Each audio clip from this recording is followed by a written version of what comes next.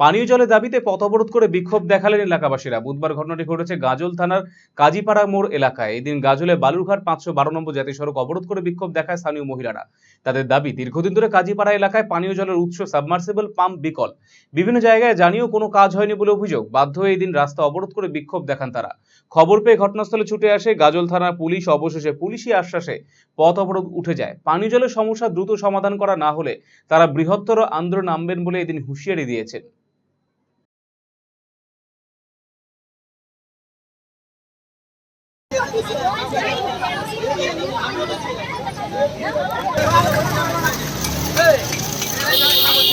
কথা না বলে যাবো না, আমি আছি তো এখানে।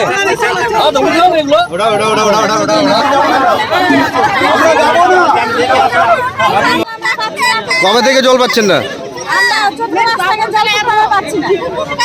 করেছেন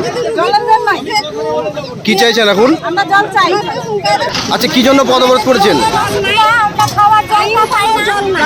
কবে থেকে জল পাচ্ছেন না?